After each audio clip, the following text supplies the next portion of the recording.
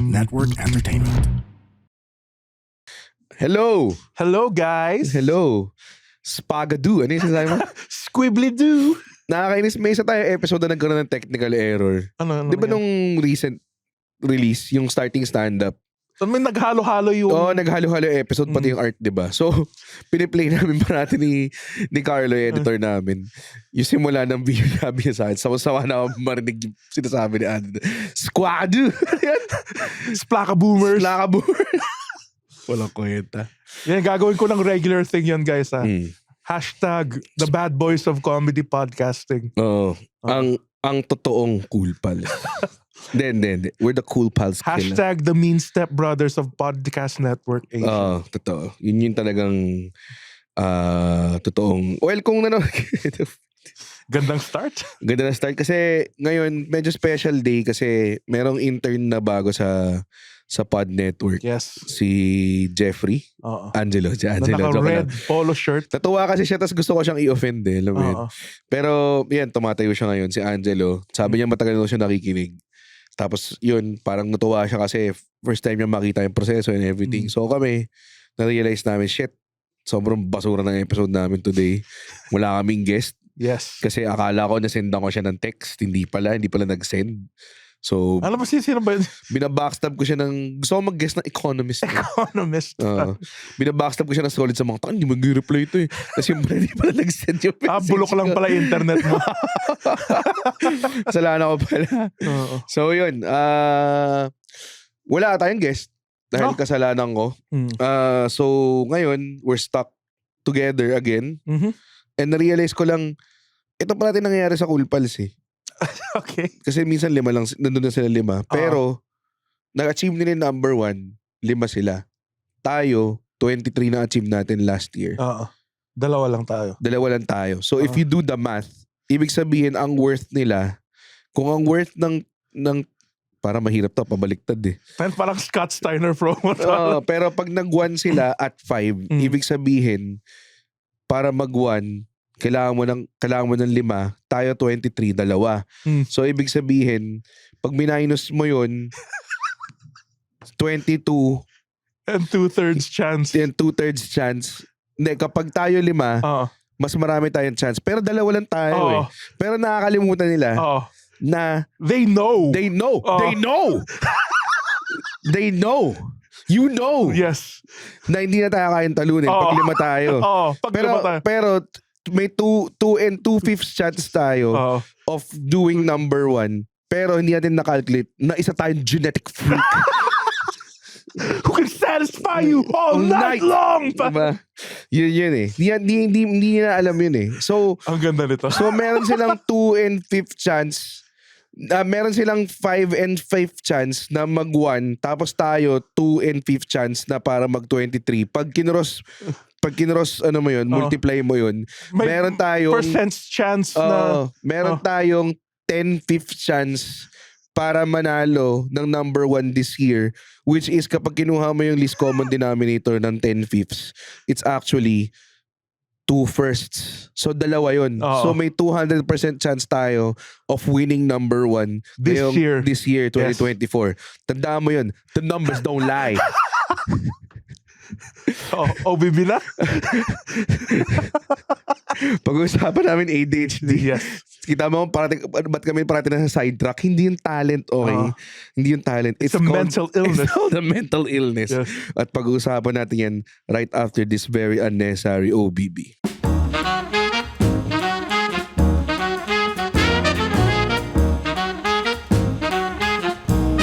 And we're back. Pare.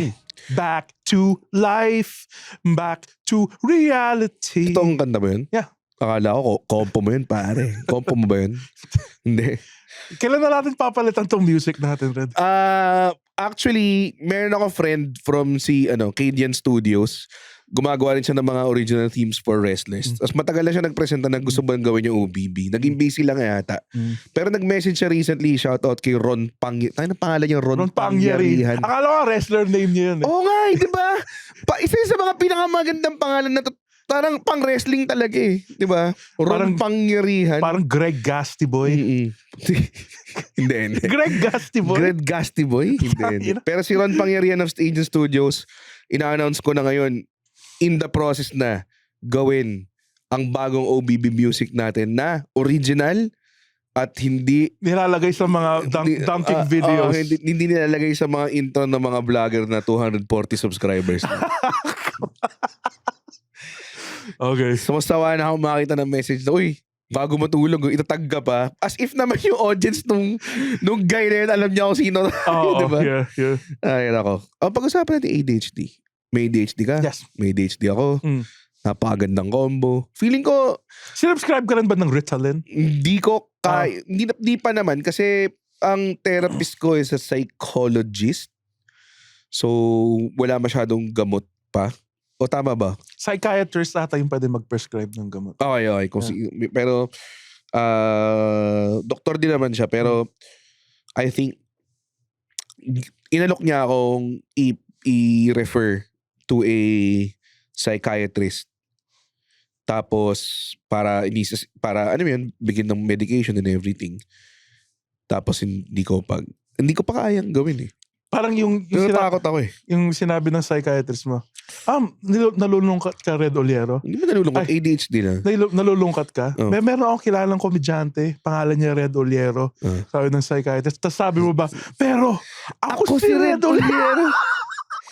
I'm gonna recommend you to the best comedian. His name is Red Oliero. He's in town tonight. You should get 2 tickets and watch him. But doctor, I am Red Oliero. Si Pagliacci yun, di ba? It's a killing joke. Yeah. Speaking of ADHD, I think I suffered it nung bata pa ako. No joke Pero kailan ka na-diagnose? Recently lang. Like actually, it was diagnosed after my depression pa. So, nalaman ko may ADHD ako like 3 years ago lang. Wow. Okay. So, paano mo nalaman ng feeling mo ng bata ka palang may ADHD ka? Kasi may nagtuturo ng times tables yung teacher ko sa math. Multiplication table. Multiplication table. Okay. See? Hindi it was hindi like... yata ADHD yung katangahan lang. Bob Black's disease. Bob, utak ka lang yung utak. Lack of. Go. So, yun. 1 times 1, 1. 1 times 2, 2. Tapos umabot pa. Hindi talaga yung sample na. Yung pinakamadaling sample. Sige. Okay. 8 times 8, 64. Wow! Hirap na Kahit ako napaisip ako. Alam mo, Red, kung mag-post ka man against bullying sa social media mo, tang i-call out kita kagad. Tangina nito, bully na naman itong kagot eh. Umatay ka na sana. Hindi naman ako to the point na bullying na nagkakapikunan na yung mga tao. Yeah. I'm just joking. Meron kasing comedian dahil naalala ko, binubuli niya isang comedian dun sa group chat. Para sinasabi niya na parang, baka mo ano ka na, ganyan-ganyan kasi mataba yung comedian. Diba? Siyempre ako sabihin ko sino. Parang ganyan. Parang, ingat ka lang, baka hospital ka na sa hospital pala siya ng time na yun. Sobrang gago. Okay, go. Multiplication ADHD. table, yes. Tapos yung utak ko, pupunta na sa ibang dimension. Kasi hindi ako nakikinig eh. Hindi, nakatingin ako, pero hindi ako nakikinig. Ang ini-imagine ko, shit, ano kaya mangyayari kay Red Ranger mamaya sa Power Rangers? Like, hindi ako nakikinig eh. Yeah. Like, tas biglang nakatingin lang ako sa labas. Tas, Mr. Bernardo, gawin mo na yung multiplication table.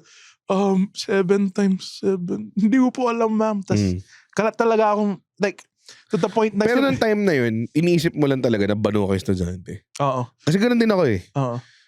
Parang kailangan ko ng intense amount of motivation para makinig. Para maano. Like kunwari, pinagalitan ako ng teacher na to, gusto ko magpakitang gila sa kanya or tipong ayoko bumagsak. Yung tipong kailangan pa umabot doon na puta babagsak ka pag di ka nag-aral, ganong klase. So may kailangan ng intense amount of motivation to keep you focused. Pero kung hindi, most of high school ko talagang daydream lang eh. Hindi man talaga ako nakikinig. Nakakatsamba lang ako dahil alam mo yun, siguro may innate lang na may part ako papakinggan. Pero puta pag wala talaga ako interest. Wala talaga. Okay, may theory ako na I think school, again, fucks, this is coming from a dumb comedian. it focuses more on the left side of your brain, which is like rational, yung multiplication. Yung right side, yung creative part ng brain, diba? Yeah. Yeah, I think school focuses more on that. Yeah. Yung left side more than the right side. Lalo na how it's built. Yung system niya yan, yung schooling natin. Yeah.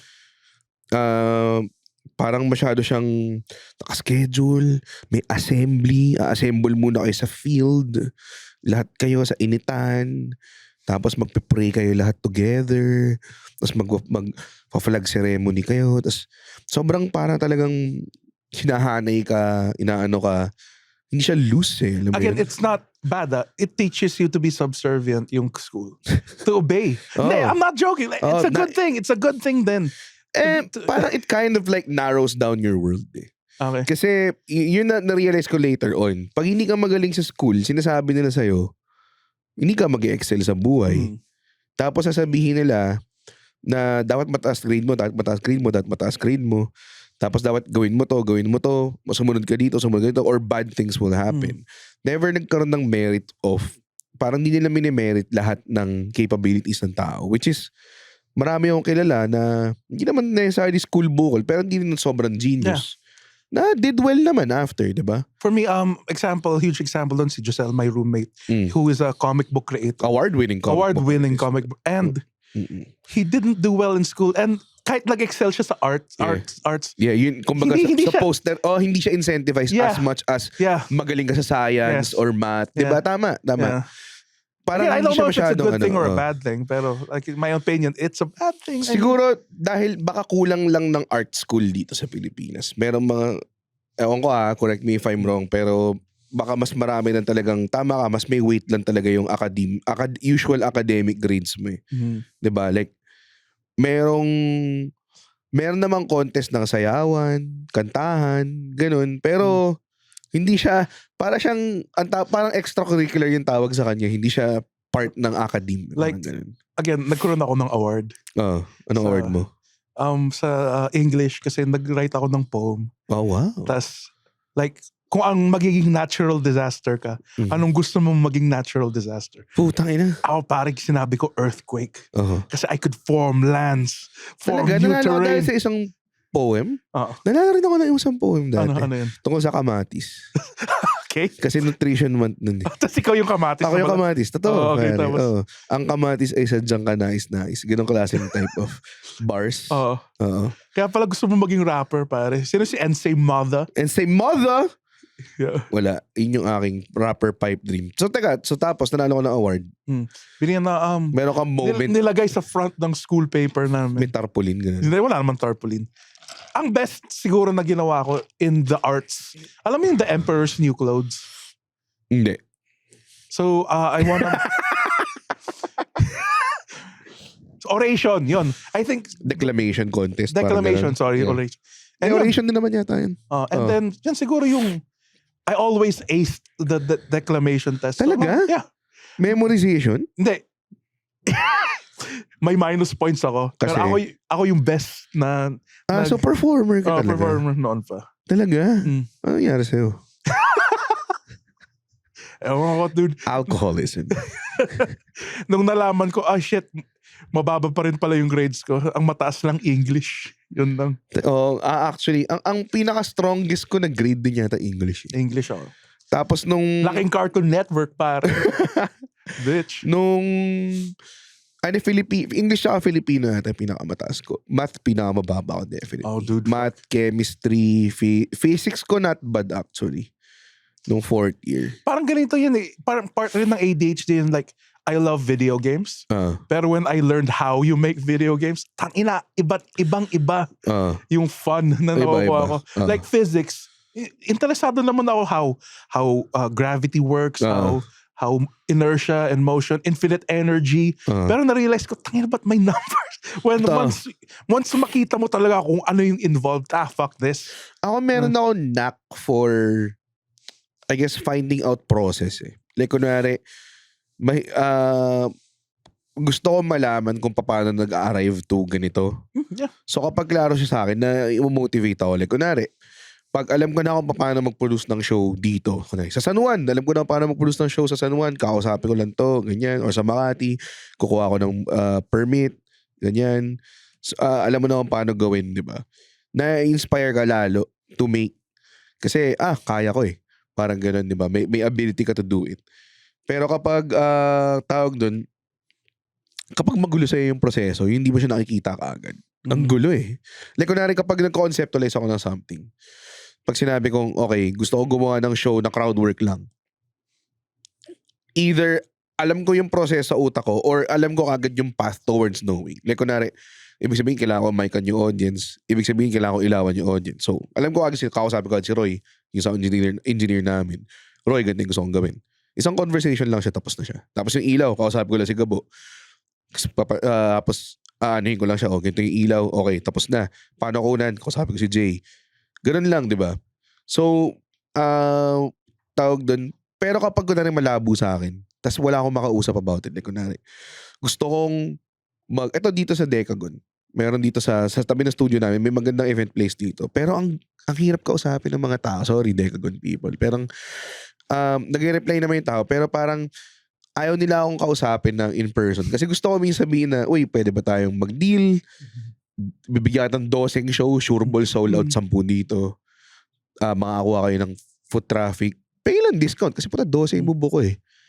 Tapos sabi niya, hindi, kailangan mo mag-email. Kung walang ayaw nila mag face-to-face. So parang ang hirap i-convince ng tao kapag, hey, dear, ganyan. Once there's an extra step to anything, that's when I lose. Exactly. Like, Wala na. Like, kunwari sa Netflix, free Netflix for a month, sige. Tas, pero kailangan mo ng email, credit card, fuck this, dude. Yeah, parang yung mga ganun. Once there's an extra step, people won't do it. Like, kaya nga when we promote our shows, doon na yung ticket link, nandito na lahat. Huwag ka nang mag-extra kailangan mo step. lang mag-click. Kaya mga iba, di ba, parang, i-copy-paste mo lang URL sa browser. Tangina, hindi ko na gagawin ng mga tao yan. Oo. Sobrang ano. Pero hindi ko alam kung dahil ba may ADHD ako, or gano'n lang talaga yung human nature ng tao. I think we are being built. Hindi nakakatulang lahat ng uso ngayon sa memory natin. Like TikTok or like Facebook Reels. Nagdo-doom scroll ka. Ibang topic ka agad eh. Like, it's just 15-second intervals of media.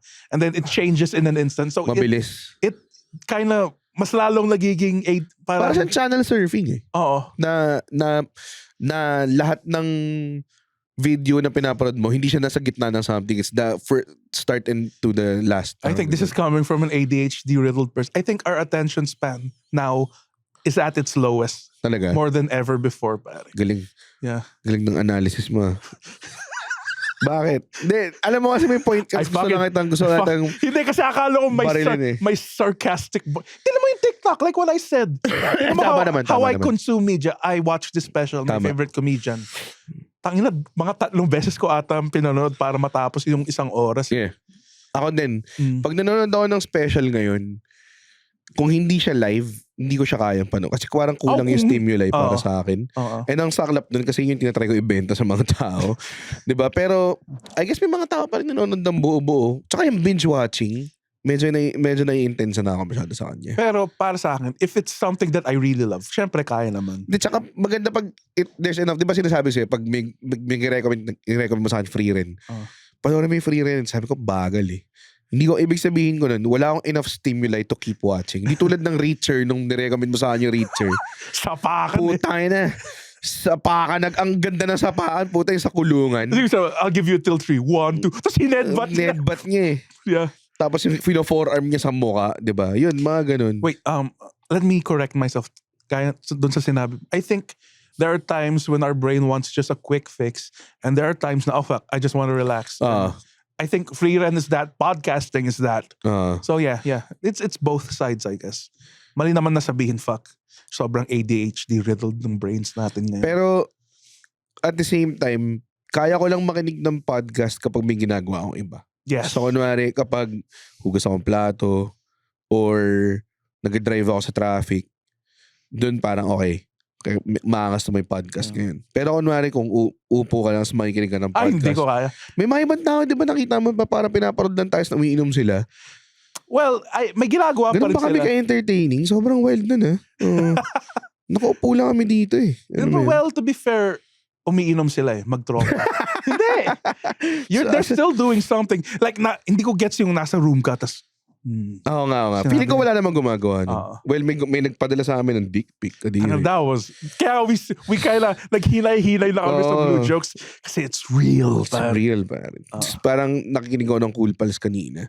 Tapos parang sinapiwan din ni Muman na feeling ko may nakikinig sa atin ngayon, tinitigasan na ngayon eh.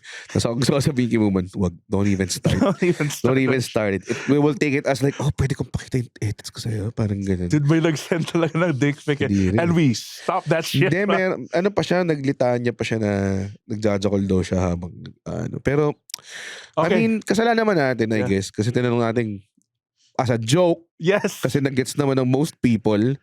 Diba na, may nagjajakol siguro sa, tapos yun ginagawa niya talaga. How did you know na may ADHD ka rin? Na-diagnose ako ng, I think, parang 1 year na ako sa therapist ko. Siya yung pinaka-tumagal sa akin na therapist. Tapos parang, you ever get tested for ADHD? Parang 1 year niyang inintay. Yung pala napapansinan niya minsan. Habang siguro nag-session kami. Nasa switch ka? Napapansin niya na nag-alt-tab ako. Kasi kita sa salamin mo eh. Kasi sa salamin mo, nag-YouTube ka na sa tabi. Tayo nagva-vampire survivors. Nakita niya yung monitor niya, dinarag ko na sa pangalawang monitor.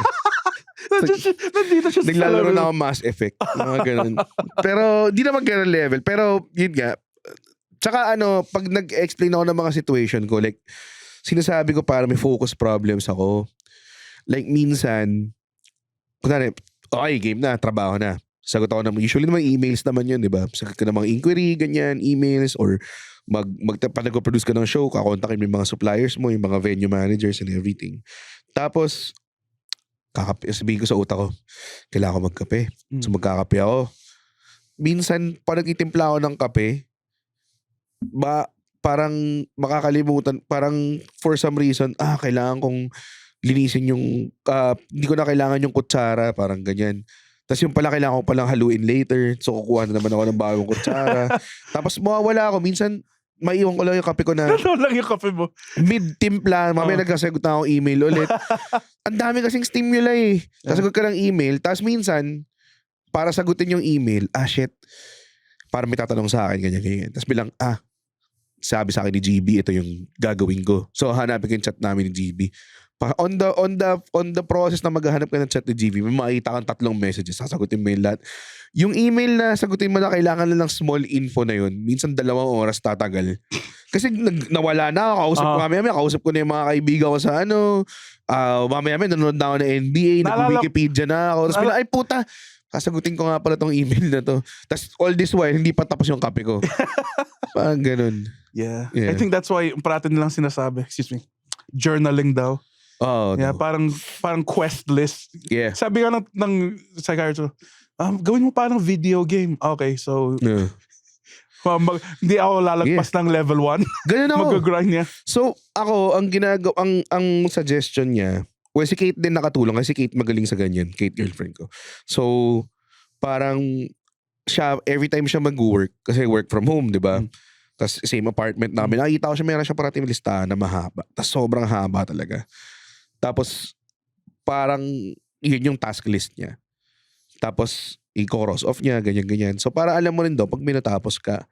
So, ako naman, ang ginagawa ko, yung mga big tasks ko, pinopost-it ko, sinalay ko sa tabi ng computer ko. Tapos, ang suggestion ng psychologist ko rin, pag natapos mo, kunin mo yung post-it, tapos ilagay mo somewhere din para malaman mo kung ano yung natapos mo.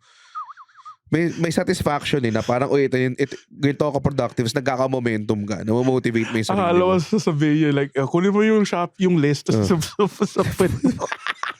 Wala ko sila.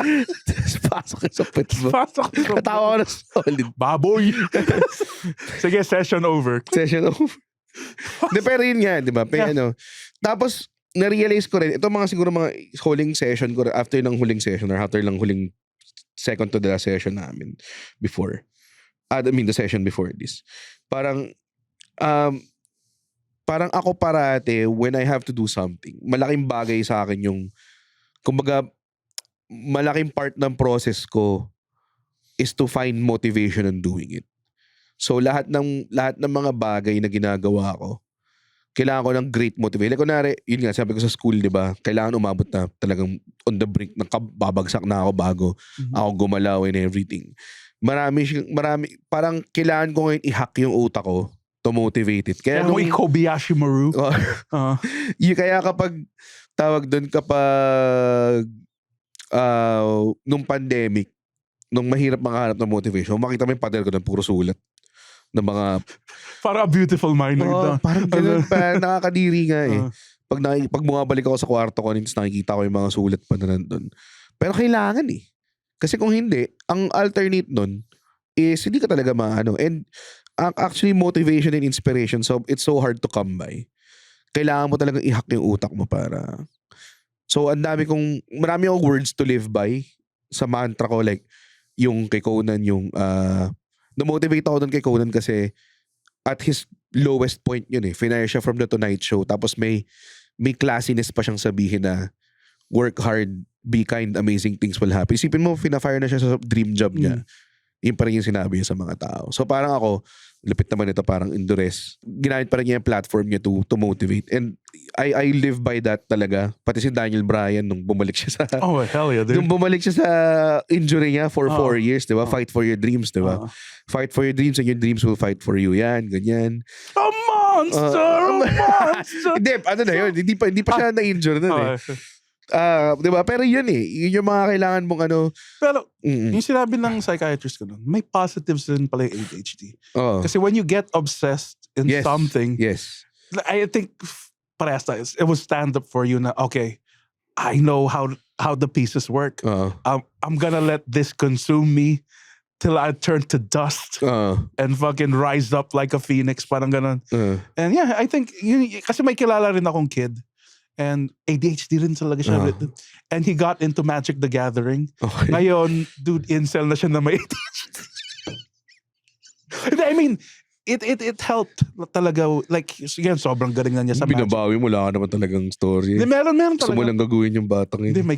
Yeah. Pero he's really good. And that's what... Sa Magic the Gathering. Pero that's not what ang point ko rin. Find something productive to be obsessed by. Like, I mean, totoo. Hindi yung pagising mo, magagalit ka lang sa mundo kasi ganito yung utak mo. Di ba? And let's not be hypocrites din. Like, di ba nagbibigay tayo ng advice? Sobrang tamad ko rin kasi na tao rin eh. Alam mo yung dumadating na sa point, ano kayo papanoorin ko sa Netflix? Tapos umaabot ng 2 hours, tapos matutulog na ako. Sobrang hindi nakakatulong din yung... Kaya nga hindi ako... Ayoko magbigay din ng advice sometimes. Hindi mo na ako nagbibigay ng advice. More of like, sinasabi ko lang how I try to cope with it. Okay. Kasi dati, nung hindi ko pa alam kung ano siya, ay sinasum up ko lang siya na tayo na bobo, tamad ka kasi. Alam mo yun? So parang kailangan mong dumiskarte para mag-compensate sa kabobohan at katangahan mo. Alam mo, di ba? Parents can, like if you, both of us, like, wait, kung magiging parent ka man, sobrang hindi, well, in general, kung only parent to ka, dogs. Like, hindi rin nakakatulong siguro sabihin na bobo o tanga yung anak mo. Baka he's good at other things. I mean, alam mo, honestly, sasabihin ba akong bobo ever? Tamad siguro. Sabihan na akong bobo eh. So, yeah. Ako parating nasasabihin. To remind you. Usually, tuloy ko lang yung parenting. Yung wonderful parenting na ginagawa ni Mrs. Bernardo. Tapos yung minsan sinasabi yung bobo ng guy sa reflection. Hindi na nakakatuwa. Okay. Bobo ka naman. Wala ka namang kwenta. Titignan mo, umiiyak ka na. Ba't ka umiiyak? Ba't ka umiiyak? Totoo naman eh. Totoo naman, di ba? Gusto mo halikan. Kadiri na. Sobrang lala na. Nakikipaglaplapan daw. Yeah. Anyways. Yun, parang nung nalaman ko may ADHD ako, parang sinabi ko sa psychologist ko, so ano na, wala naman. It's still there. Like parang sinabi ko kasi dati parang ayokong never ako nagpa-test for anything. Kasi iniisip ko, pag nang meron naman, ano mangyayari? Wala naman eh, malalaman mo lang. Tapos sinabi niya sa akin, at least again, hindi mo na alam na bobo ka lang, di ba? na hindi ka bobo pala. May problema talaga sa focus at problems mo, parang ganun. So, ngayon na alam ko na, na-address ko siya, at least. And tama kayo, parang, Wow, that's a first. Paki-clip yung sound na yun. Tama ka, Andren. Okay. tama ka Andren. Mm. Yung sobrang konting words na sinabi mo na tama ka. Kasi iba, pangit na. Mm. Meron kang konting, yun yung advantage mo as ADHD person. Parang, well, sa akin, ang advantage sa ADHD person, parang, naghahanap ka ng something novel all the time. So, I end up doing it. Like, kunwari, yung crowd work show is produkto ng ADHD yun eh. Gusto kong gumawa ng stand-up comedy show. Tapos nag-asawa na ako mag-stand-up comedy show. Gawa naman tayong iba. Tapos gumawa ako ng iba. Tapos yung tipong to the point na nandun na ako sa point na, wala na. Ang dami mo ng tinanong, dami mo ng kinonsulta. At siguro naman ituloy mo na to, di ba? So kaya nagkaroon ng crowd work show. Yung mga iba, may mga ibang bagay din na parang kailangan akong kaya obsessed ako magkaroon ng Netflix special. Alam mo yun, di ba? Tapos talagang finan ko yung finally, yung tipong wala na akong pakialam, bato lang ako ng bato ng, sige, magkano yan? Sige, ganyan. Para lang gawin yon. Tapos, hindi pala ganun kaganda sa dulo, yung finally, di ba? May fingerprints pa. May fingerprints pa rin sa Red Oliero sign, di ba?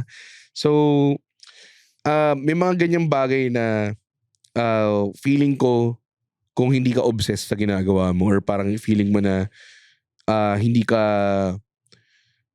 kumbaga hindi ka masyadong tutok dun sa goal mo na yun, hindi mo siya gagawin eh. Ano mo yun? Kasi isipin mo nga, wala naman, may pakialam mga tao eh. So, is it a failure? Yes, it is. Pero, at least alam mo na kung anong gagawin mo next time. I think may nakita akong commercial about ADHD na, again, it was for ibuprofen ata. Like, may nakita ako, like, math test niya. So, parang sabi, 2 out of 90. Lupit. Pero, ang nangyari, drawingan niya kasi yung test niya. Ang ganda ng mga drawing niya. Tapos, parang as time went on, na-realize niya na pwede naman niyang gawin art yung ADHD niya. So, doon na yung mga paintings niya, ng mga robot. So, yun. Ganda. Ano yun? Hindi ko na-gets. Anong maganda doon? Kasi creative siya sa math test niya. Puta, ba't siya nag-math test? Di mag-creative test siya. Hindi, that's my point. Like, the school, like, required kasi siya. Kung nasa school ka, like, Tama. mag-math, required. Yun yung masaklap, di ako magaling mag-drawing eh. So, hindi ka agad nagigets ng mga tao kung ano yung gusto kong gawin. Hindi naman pwede mag-jokes ka dun, well, diba? gets nila kung nakita nila nom. Well, yun yung gusto kong gawin immediately. So, nakita ko yung hurt sa eyes mo. Na-hurt ako dun. I'm sorry. Na-hurt ako dun kasi sabi mo, gawa tayo ng episode na mag-open up tayo tapos babasurahin mo lang pala ako. Walang tinawag mo ako, Bobo. Totoo naman yun. Pag totoo, quits lang yun. Ay, no. Hindi, pero yun nga, talagang Hindi, I wanna know, Red, yung childlike thing mo. Ang childlike thing Like ko. yung bago mo pa alam na may ADHD ka. Anong ginawa mo nun? Like, wala, sobrang papansin lang talaga ako ng bata. Sabi nila ng bata daw ako, pag hindi daw hindi daw pinapakinggan, kinukuha ko daw yung mukha ng tao, sinaharap sa akin. Yun ang putang inang kailangan ng attention at validation. Talagang alam mo, built for, adore me! Love me! tuwing sa liga daw, nung nasa bench ka, nung sumasayaw ka ng Michael Jackson. Hindi bench pare. May isang time na hindi ko talaga nakayanan. I felt like dancing eh. The energy of the crowd. The energy. Tapos It was may the mga roar of taong the crowd, manonood, yeah. nakabilog sila lahat sa court siguro. Tapos tumutugtog yung jam from the Dangerous album ng Michael Jackson. So mayon lang ako sa court eh. And nag-wild yung tao. Hindi ko matandaan kasi sobrang in trance na ako eh. Parang ang sarap lang yung gawin. Pamilya mo papasok na pala sa SUV. Tangina, hindi mo na kaya. Yung pamilya ko parang tinabi, Lulu, yung anak mo. Si mami, wala akong anak. Tabakbo siya. Hindi, akala niya mina-aksidente. Akala niya na-aksidente. Yung anak mo. Yung pala pagiting niya sa masayaw. I'm bad. You know it. Jam nga eh. Ay, nabad ang po. Ano ba yung jam? Nakikinig ka ba? May ADHD kasi. Wow. Pero ikaw let me take a sip of this iced tea para kung ikaw ay may ADHD, I recommend you seek help. Malaking tulong siya. Though mahal, okay ng ina, yun lang. Mahal lang. I wanna say na lang pare, for Pero sulit. for all the broken, for all the outcasts out there, you're not stupid pare. No, hindi ka tanga. Yeah. Yun din kasi yung may conventionally smart kasi ng mga tao eh. Yeah. So Kaya rin ako naiinis na pag tinatanong tayo, taba ng utak nito. Or, tingnan mo tong putang inan to. Hindi lang yun yung mataba. Wow, okay. Hindi pa kita hinihiritan today, by the way. Okay. Tinawag lang kitang bobo, which you are. Sige. Okay, hindi, ito. Pag sinasabihan ko, talino talaga nito ni Red, naiinis ako kasi parang, tanginan nyo, tinatawag nyo ang bobo dati, tapos ngayon, biglang matalino na ako dahil gusto mo ng kasama na porkit nagsasalita ka rin about ganyan o nakikinig ka kay Joe Rogan, matalino ka na O nga, rin. tangina mo, Huwag kayo Lola. mag-identify sa akin, pwede ba? Oo. We're the freaks, pare. We are the freaks. kami yung mga naglalaro ng Pokemon card sa bleachers habang nagbabasketball yung mga jocks. Okay? Kami yung mga naglalaro ng Tamiya habang kayo nakikipaglaplapan doon sa quadrangle. Oo, tanginan nyo. Ha? Huwag nyo akong isama sa parang, puta, pare, nakakatawa kasi toyo sinasabi mo, nakakatawa, hindi. Putang inan nyo. This is the podcast your parents warned you about. Ang corny lang. Kahit ako, like, fuck, corny. Nag-grin siya mid-sentence. Tinapos na lang niya kasi ang corny pag hindi. Ay, nako. Pero yun nga, totoo, diba? Huwag nyo akong isama sa mga ganyan, pare. Hindi cool. Paano kaya i-measure yung pagka-genius ng tao? There are different kinds of smart eh. May street smart, may book smart. Diba? Meron Sige. Video game smart. Wala tang video. Meron ba? Pero that's what I'm saying. Merong concept of multiple intelligences. Okay. So, may mga tao na mas intelligent sila sa gastronomically intelligent. Like, magaling sila. Alam nila yung lasa ng paggawa ng pagkain. Ganun. May mga tao na musically intelligent or athletically. Yung alam na kagad ng notes. Kaya I think it would help for schools to say na hindi tanga yung anak nyo, miss. Like, he is just a different kind of smart, pare. Oh. Like when people say like, people love funny guys. I'm a different kind of funny. Like, gusto ba ng girls ng fucking dead baby jokes during dinner? Exactly. Feeling like it's a different kind of, like, what people's vision of intelligence is different from other people. Just as funny. Like, subjective yung intelligence eh. Diba? Hindi yata subjective. May exact scale of measure talaga. Hindi naman exact scale, pero hindi siya yung tipong, tingin ko, hindi magaling si Lebron sa basketball. Hindi pwedeng ganun yun. Hindi pwedeng siguro opinion. Ito nung nag-IQ test kami sa UST. Hindi siya subjective. Hindi. Test yun eh. Pero maniniwala ka ba na above average yung IQ mo? Oo naman. Oh, really? Oo. Thank you. Oo naman. Anong IQ mo? 160. 160, ulul. Tangina, di ako bibiro. Yun, talaga. Oo. Sobrang wasted yung potential mo. Yung IQ mo na 160, ginagamit mo lang sa jokes na 50% of the time hindi gumagana. Oy. Ano? Kasama tayo 60. bumomba. 60. Oh, sige, 60. Ang ganda lang ng set mo kasi Hindi nga maganda set ko eh. Hindi nga umasa sa material eh. Hindi nga maganda set ko eh. Hindi nga point. Yun nga yung point eh. Nakita ko si Mikey nagka-crowd work tapos nagduduel sa utak. Di ako magka-crowd work. Tapos hindi na gumagana yung material ko. Couple kayo? Matang-taba nyo, sir. Ilang minutes pa tayo nakausap si Andre. Putang ina, yabang eh. Naniniwala ba kayo na 160 yung IQ ni Andre? Oo. Click like and subscribe kung oo. At kung hindi, sampalin niyo yung sarili. Ilang minutes daw? 38? Tangina! Ang tagal ang puta! Parang haba na episode na to. Oo. Ay nako. Ayoko na. Pwede naman natin pag-usapan yung mga ibang bagay. Hindi, ADHD. Anong nag-take ka ba na medicine sa ADHD? Dati, ngayon hindi na. Anong tinitik mo? Ritalin? Mga batang, yun yung mga high school kids. No, dami kong problema sa buhay. O ito, Ritalin. Ganon. Ganun ba? Hindi naman. Ayan, lahat po sila naka-Ritalin, mga kaibigan. Kayong dalawa? Pare, the inmates running the asylum eh. Puta yun. Pero ang dami kong kilala nga na, kaya rin siya hindi masyado nakakahiya din. Kasi ang dami ko nang kilala na ADHD rin and everything, di ba? Tapos nakikita ko parang, pag nakikita ko, kunwari ikaw, nakita kita, tapos may ADHD kasi ako parang, buti lang di ako si Andren. Parang ganun yung, namamotivate ako dahil sa'yo. Kasi parang ikaw yung talagang, okay, hindi pa ako Andren, okay pa ako. Alam mo, may masasabihin ka ng maganda eh. Yun yung para sa akin, below the belt na roast joke na narinig ko sa Comedy Central Roasts. Yung sinabi ni Jonah Hill kay Jeff Ross na parang, ano yan, tawag dun, namomotivate daw sila ni Seth Rogen to do well. Kasi pag nakita daw nila yung career ni Jeff Ross, ayaw nila maging sobrang andaya eh. Parang, Alam mo comeback yun? mo dun, puta, successful talaga.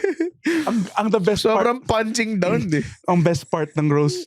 Kasi nakita ko, nandun si Pete Davidson, di ba? Sa Justin Bieber roast. Tapos ni-roast siya ni Jimmy Carr. Basta may sinabi siya. Ay, hindi. Kay Rob Lowe yata to. Anyways, Sinabi niya, Pete's dad, kasi yung tatay niya namatay sa 9/11. Pete's dad has inhaled more smoke than Snoop Dogg has. Napawaw siya dun, di ba? Wow. Davidson. Pango yun eh. Kaya bugbugin yun eh. Sige, ito na lang pare. Ano? Sino sa Cool Pals yung kaya mong gulpihan pare? Malakas si Rems. Laki ng hita ni James. si James meron siyang anime sexy hita eh. Oo nga eh. James got the juice. Meron siyang hentai thighs. Meron nga siya. Like kung nilagay mo ng stockings, titikasan ka. Comment nyo ngayon lahat ng mga Cool Pals na nanonood dito. Sabihin mo, #hentai thighs. Kala nyo ba kayo lang ang may influence? Pakita nyo ang ating lakas. Sabihin mo, #James got the juice. James got the juice. Ayan. Okay, so, si GB, laki ni GB. Hindi, pero feeling ko, again, bounce yung galing namin ni GB. Pero pag susuntukan, feeling ko, kaya ko siya. Kaya mo si GB? Alam mo yung Caligula? Kaya ko siya i-Caligula sa pader, pare. Ipapalo mo siya sa pader, ganun. Ay, tangkad ni GB 6'3", 6'4" si GB. Halos magka-height lang kami. Hindi kayo mag-height. 6'1" ka lang eh. Ano? Or 6. Sige, on a good day, di ba guys? Nakikinig pa ba kayo sa episode na to? Seryoso, ano bang tingin nyo? Anong tingin nyo nangyayari ngayon pag wala kaming guest? Hoy, okay.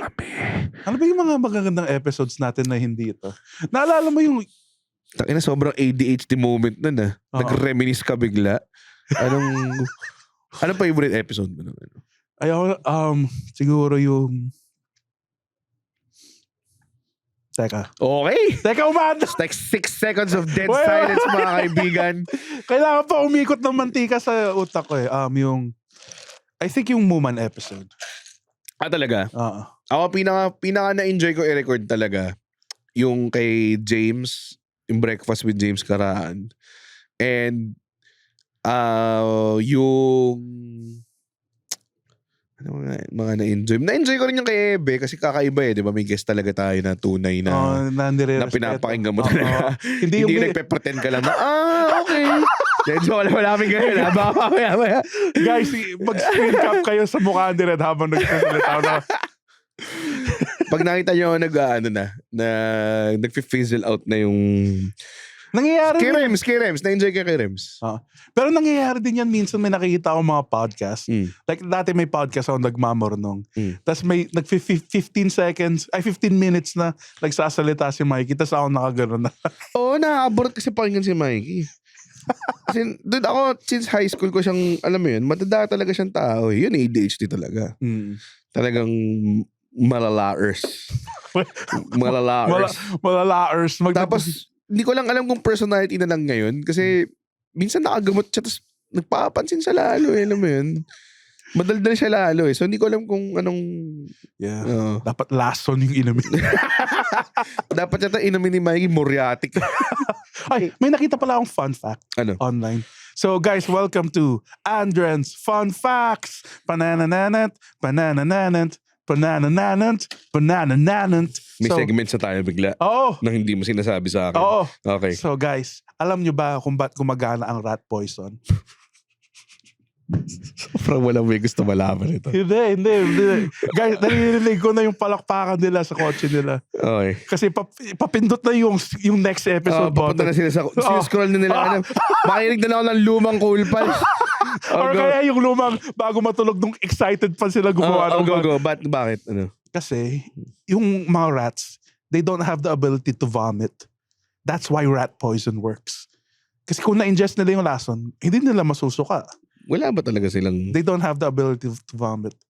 Kaya kung nakita nila yung katawan ko, hindi sila masusuka, pare. Oh. And now you know, pare. Oo. Galing na, ano pangalan ng ano mo? Ha? Segment mo? Andren's Fun Facts. Pananananant, pananananant, pananananant, pananananant. Oh my God. Pag lumabas yung Andren's Fun Facts, alam mong walang kwenta yung episode. Pero alam mo, bakit? Ano? Bakit hindi gulay ang eggplant? Gulay yung eggplant. Hindi daw gulay. It's a berry. Pakicheck nga yun, please. Kasi ayong maniwala lang eh. Hindi, it's a berry. Kasi pag naniwala lang ako, tapos mali yun, parang makita naman, tingnan mo, hindi man lang siya nag-research, pinaniwalaan niya lang.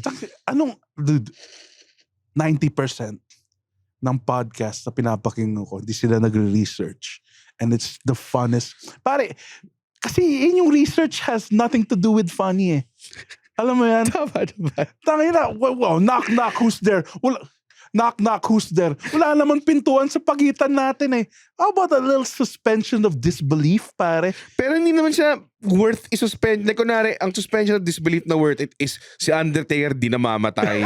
Gumabangon. May control siya ng kidlat. Yun, Ayun yung suspension of disbelief na sulit. Pero puta, kailangan bang berry yung ano? It is a berry. Diba? Wow. Bakit berry? What the fuck? Bakit siya berry?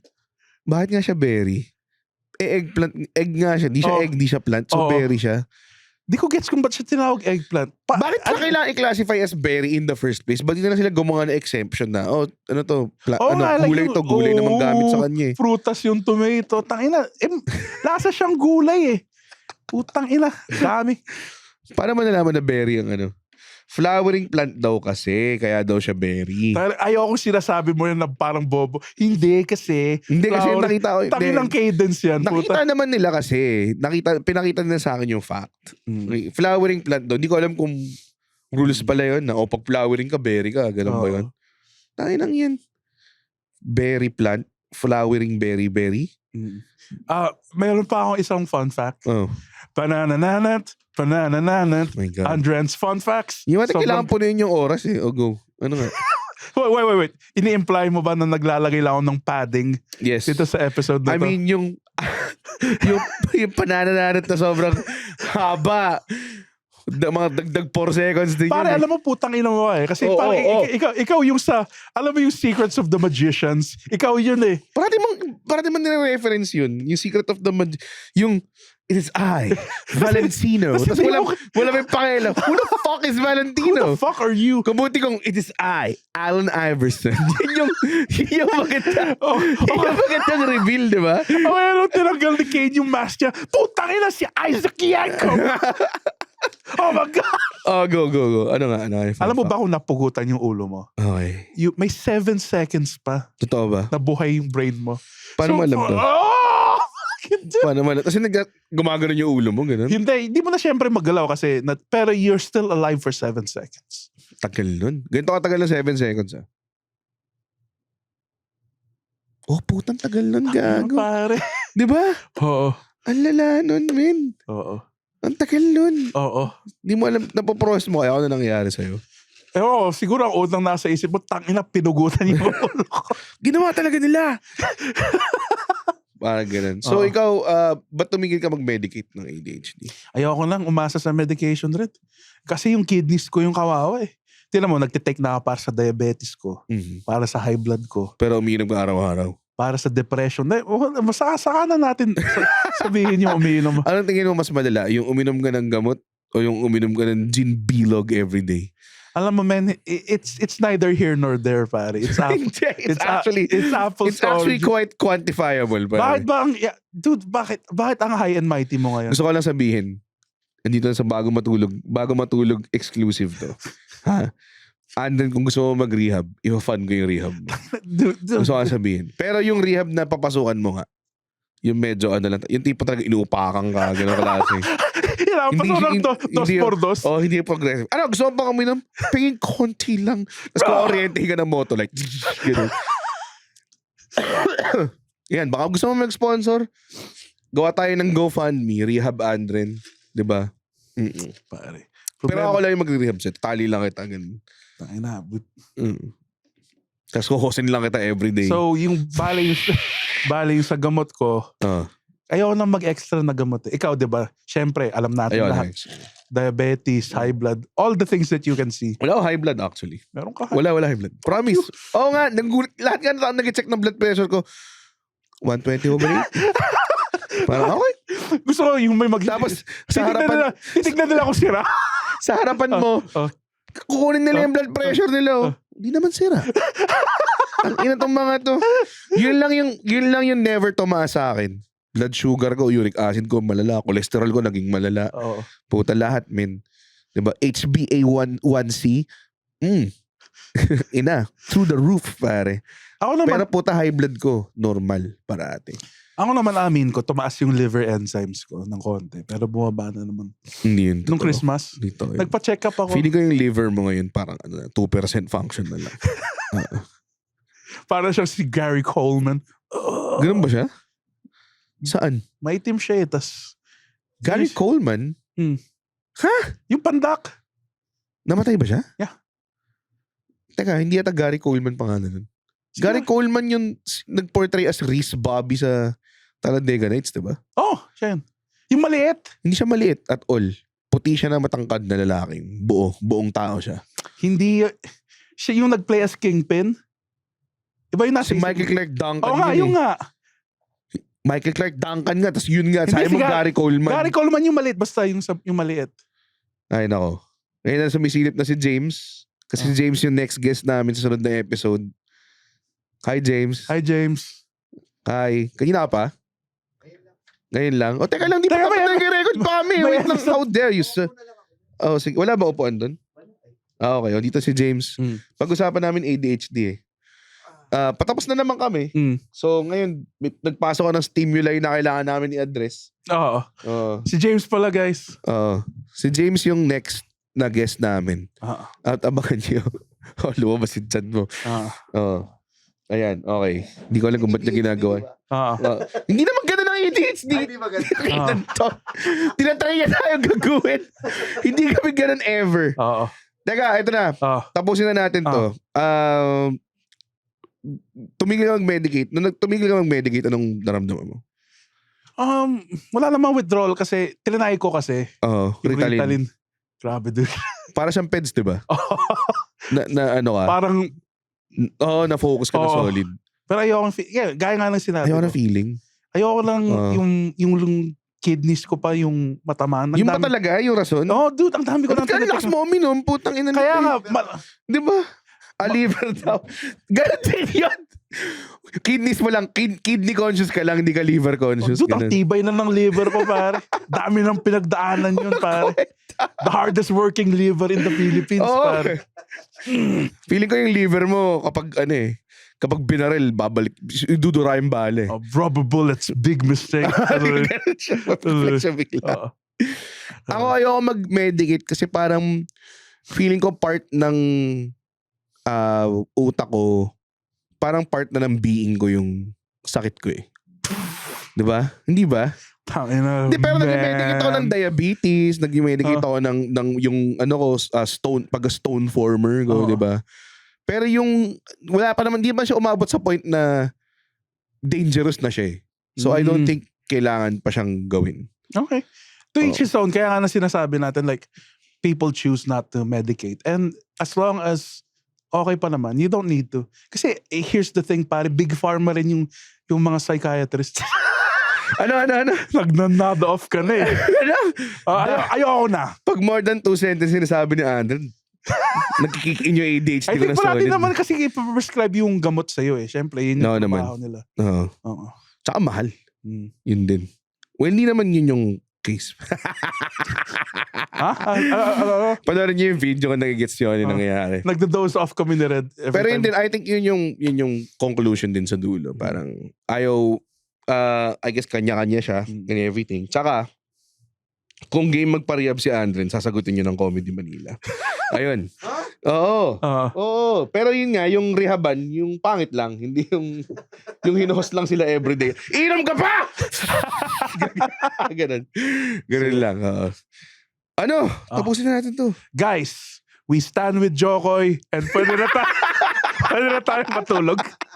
Hello everybody! Kung na-enjoy nyo ang podcast episode na yun, na usually comedian ang guest, tas kami dalawa ni Andren, stand-up comedians din as host, for sure ma-enjoy yung manood ng stand-up comedy ng Comedy Manila, di Kasi ba? balita ko rin, people watch this show and they don't know that we do stand-up. Yes, Pare. actually, ang Cool Pals, ang Intellect Walwal, at ang Bago Matulog with Red Uliero, puro yan stand-up comedian ng host. Yes. And halos lahat ng guests, mga kaibigan din namin sa stand-up comedy scene.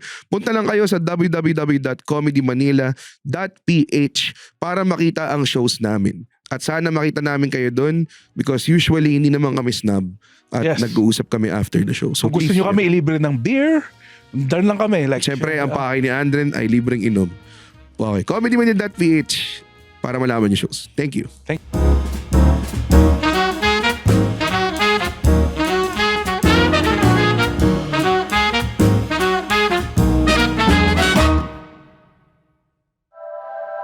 The opinions of podcast creators, hosts, and guests are not necessarily reflective of the official stance of the Pod Network Entertainment, its hosts, or other network programs. The content created by the people behind the podcast is personal and not meant to harm any religion, ethnicity, group, organization, company, or individual.